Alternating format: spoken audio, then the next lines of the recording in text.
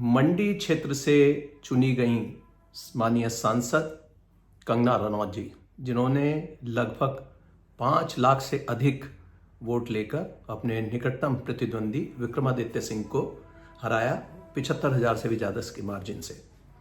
उनके साथ एक हादसा हो जाता है चंडीगढ़ एयरपोर्ट पर। बृहस्पतिवार को वो चंडीगढ़ से दिल्ली के लिए फ़्लाइट ले रही थी और वहाँ जब सिक्योरिटी चेक के लिए जाते हैं तो सिक्योरिटी चेक के जाते समय, क्योंकि महिलाओं की चेकिंग एक एनक्लोजर में होती है, जब वहाँ गई तो पास के एक एनक्लोजर से एक महिला साइड से आती हैं जो CISF की जवान है और उन्होंने स्लैप कर दिया माननीय सांसद जी को। अब वहाँ काफ़ी ज़्यादा हंगामा हो गया और उसके बाद ऑन कैमरा उस CISF की जवान ने अपना बयान भी दिया है कि उन्होंने क्यों मारा है। इस पर काफ़ी डिस्कशन हो रहा है, बहुत सारे व्यूज़ आ रहे हैं, लेकिन इसमें कुछ इसके जो कानूनी पहलू हैं उसके ऊपर हम चर्चा करते हैं। किसी की भी व्यक्ति को चांटा मार देना या वायलेंस यूज़ करना, यह सभ्य समाज में बिल्कुल भी एक्सेप्टेबल नहीं है। स्लैप करने का अर्थ है कि उसको IPC का ऑफेंस बन जाता है, 323 का बन गया। हमलावर होना 352 IPC का बन गया। और ऐसी जगह पर जहाँ रेस्ट्रिक्टेड जगह है, केवल वहाँ पैसेंजर्स ही जाते हैं और या फिर वहाँ CISF के जवान हैं, अगर उनका पर्सनल कोई सिक्योरिटी गार्ड है, PSO है, जैसे कंगना रनौत जी के साथ में चलते हैं, सिक्योरिटी पर्सनल भी चलते हैं, लेकिन वो सब पीछे छूट जाते हैं।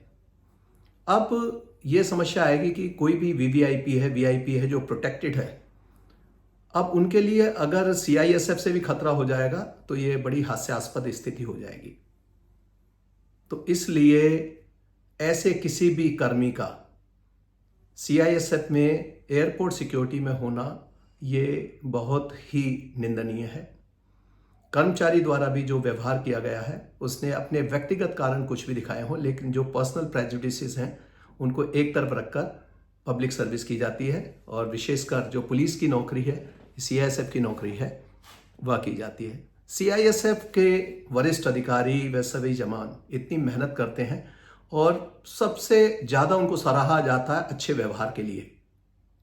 प्रत्येक एयरपोर्ट पर आप देखते हैं कि जो CISF के पर्सनल है, सेंट्रल इंडस्ट्रियल सिक्योरिटी फोर्स, पहले केवल सेंट्रल जो इंडस्ट्रियल ऑर्गेनाइजेशंस थे उन्हीं में सिक्योरिटी करती थी, लेकिन बाद में उनके कंडक्ट, उनके जवानों की ट्रेनिंग को देखते हुए उनको ये बहुत ही सेंसिटिव जॉब दिया गया एयरपोर्ट सिक्योरिटी का। उसमें सेलेक्टिव कैंडिडेट्स को ही वहाँ पर एक स्ट्रिक्टली उनका कोई पूरा जो चयन प्रक्रिया है उससे पार करने के बाद ही कोई भी व्यक्ति CISF में जो एयरपोर्ट विंग है उसमें जाता है। समय समय पर उनकी ट्रेनिंग होती है, उनके बिहेवियरल साइंस पढ़ाई जाती है, उनके जो किस तरह से उनका कम्युनिकेशन होना चाहिए जनता के साथ, साथियों के साथ, वो सब ट्रेनिंग दी जाती है। लेकिन यहाँ कहीं ना कहीं इस CISF की जो महिला जवान हैं, कोई संभवतः कोई इस तरह की कमी रह गई है जो ये समझ नहीं पाई हैं कि उनका व्यवहार कैसा होना चाहिए था। चाहे कितनी भी व्यथित थी, लेकिन उनकी अपनी जो व्यक्तिगत पीड़ा है इस रूप में सामने आने से इन्होंने CISF का जो गुड वर्क है, जो उनका अच्छे व्यवहार की सभी लोग सराहना करते थे, उनकी एफिशिएंसी के बारे में सब चर्चा करते हैं कि भारत के सभी एयरपोर्ट पर CISF ने बहुत अच्छी सिक्योरिटी दी है, उनके व्यवहार को लेकर आज प्रश्न चिन्ह लग गया है। बैग जाएगा मैडम, थोड़ा एक सेकंड है, आपको वेट करना पड़ेगा थोड़े, कोई बात नहीं, सब इशू होता रहता है।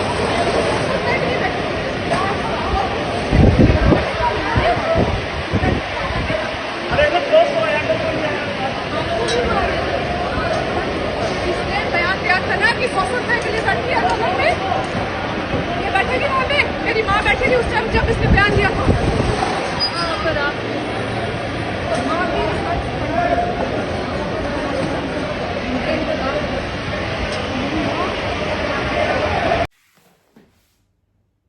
इस घटना की पुष्टि के लिए माननीय सांसद कंगना रनौत जी ने एक अपना वीडियो जारी किया है।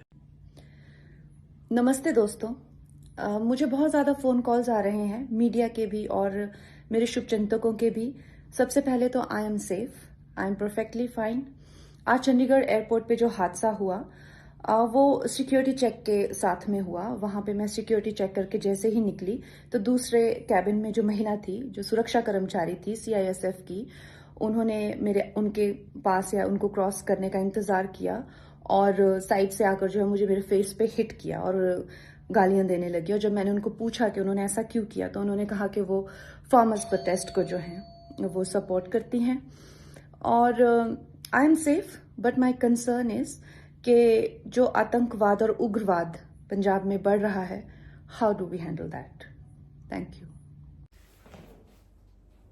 इस घटना को लेकर बहुत सारे बयान आ रहे हैं। अभी म्यूजिक कंपोजर विशाल डल्टानी ने एक बयान दिया है कि यदि इस CISF जवान के खिलाफ कोई कार्रवाई होती है तब हम इनको जॉब देंगे। वो कहते हैं कि हम वायलेंस को सपोर्ट नहीं करते, लेकिन हम जानते हैं कि कितनी हार्डशिप में पहुंच जाता है जवान अगर उनकी नौकरी छीन जाती है। ये इस तरह का व्यू हो सकता है प्रत्येक व्यक्ति का, लेकिन सरकार में सबसिस्टेंस अलाउंस देने का भी प्रावधान है जब तक कि बर्खास्तगी ना हो। अभी केवल सस्पेंशन किया गया है। इस जो जवान का सस्पेंशन की अभी खबर आई है और दूसरा उनके खिलाफ लोकल पुलिस में मुकदमा पंजीकृत किया गया है। तो सस्पेंशन के दौरान सबसिस्टेंस अलाउंस प्रत्येक जवान को दिया जाता है। तो विशाल डल्टानी को ऐसा बयान देने से बचना चाहिए था, क्योंकि इससे लगता है कि कोई भी इस तरह की घटना करेगा तो उसको कुछ इनाम मिलेगा। बहुत से लोग ये भी चर्चा कर रहे हैं कि इन्होंने स्लैप किया है, हो सकता है बदले में इनको कोई टिकट मिल जाए। ये सब दूर की बातें हैं, लेकिन इसने एक बड़े ऑर्गेनाइजेशन की, एक स्वच्छ ऑर्गेनाइजेशन जो CISF है, उसकी छवि को धूमिल करने का प्रयास किया है। ये बिल्कुल अनुचित है। आइए कुछ इसके लीगल पहलू पे बात करते हैं कि क्या कार्रवाई हो सकती है। क्या जो सांसद के जो प्रिविलेज हैं उसके अंतर्गत आएगा? अभी क्योंकि ये केवल निर्वाचित सदस्य हैं, संसद सदस्य, अभी तक ओथ नहीं ली गई है। 18 पार्लियामेंट संसद का, लोकसभा का गठन अभी नहीं हुआ है। तब ये बात आएगी कि क्या जो पार्लियामेंट्री प्रिविलेज कमेटी होती है, क्या वह कोई एक्शन ले सकती है ब्रीच ऑफ प्रिविलेज का, जैसा कि आर्टिकल 105 जो भारतीय संविधान का अनुच्छेद है 105, उसमें दिए गए हैं powers, privileges and immunities of parliament and its members. तो सभी सदस्यों को जो इम्यूनिटीज और पार्लियामेंट्री प्रिविलेजेस हैं वो तब शुरू होते हैं जब उनको शपथ दिला दी जाती है। तो अभी शायद उसमें ये कवर नहीं होंगे, लेकिन जितने भी प्रिविलेजेस हैं वो वेल डिफाइंड नहीं है। ना तो भारतीय संविधान में इनको डिफाइन किया गया है। जो प्रिविलेज कमेटी है जो लगभग 15 मेंबर्स की होती है, उसके द्वारा ये डिसाइड किया जाता है कि कहाँ इसमें प्रिविलेज का हनन हुआ है, क्या प्रिविलेज होंगे, क्या सजा हो सकती है। और उसके बाद पार्लियामेंट्री प्रिविलेज कमेटी का अभी तक स्टैंड रहा है कि जो भी पार्लियामेंट प्रिविलेज कमेटी इसमें तय करेगी उस पर कोई जुडिशियल रिव्यू नहीं हो सकता, कोर्ट नहीं जाया जा सकता। तो इसमें खींचतान चलती रहती है सरकार और जुडिशरी के बीच में। बहुत सारे केस लॉज इसके बारे में आ चुके हैं।